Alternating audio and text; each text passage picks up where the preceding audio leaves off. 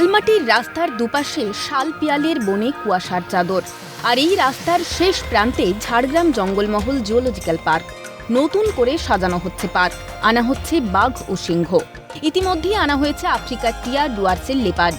এবার জঙ্গলে ঘুরবে বাঘ মামা, জলে থাকবে কুমির। তৈরি হচ্ছে বাচ্চাদের জন্য প্লে জোন, বসার জায়গা। ইতিমধ্যেই ভিড় বাড়ছে চিড়িয়াখানায়। যদি উইদিন আ মান্থ স্টার্ট হয়ে যায়, আমি এক্সপেক্ট করছি কি বাই নেক্সট ইয়ার এখানে টাইগার আমি ইন্ট্রোডিউস করতে পারবো। আরও অনেক পাখি এখানে পরিকল্পনা চলছে, ককাটু অলরেডি চলে আসে। আমি আশা করছি এই উইক ভিজিটের জন্য ওপেন হয়ে যাবে। ব্ল্যাকবাক ইন্ট্রোডিউস করা আছে, পর্কিউপাইন আছে, আরও অনেক অনেক যে জানোয়ার আছে ও যে এনক্লোজার হবে ও পুরো টেন্ডার প্রসেস আছে, ইন প্রসেস আছে। তো উইদিন এ ইয়ার আমি এক্সপেক্ট করছি কি ঝাড়গ্রাম জু খুব একটু অ্যাক্টিভিটি আপনি দেখবেন ওখানে।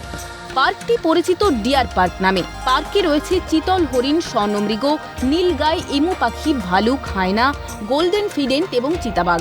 2023 সালে তৈরি হয়েছে সেলফি জোন। বন্য পশুদের শুশ্রূষার জন্য রয়েছে অ্যাম্বুলেন্স।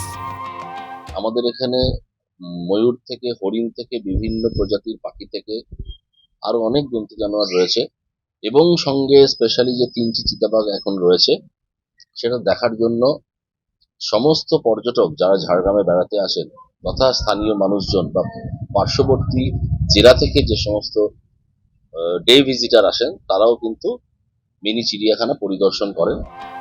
এই চিড়িয়াখানায় ভিড় বাড়লে বদলে যাবে এলাকার অর্থনীতি। এই চিড়িয়াখানার উন্নতিতে যথেষ্ট উৎসুক স্থানীয় বাসিন্দারা।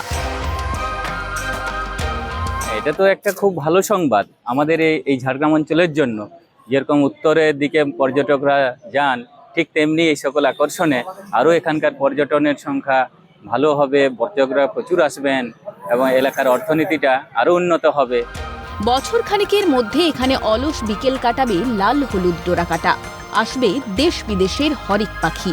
কচি কাচার ক্যামেরার মেগাপিক্সেল সবাইকে ধরে রাখবে জঙ্গলমহলের স্মৃতি হিসেবে। বিদেশ বেড়ার রিপোর্ট, ক্যালকাটা নিউজ।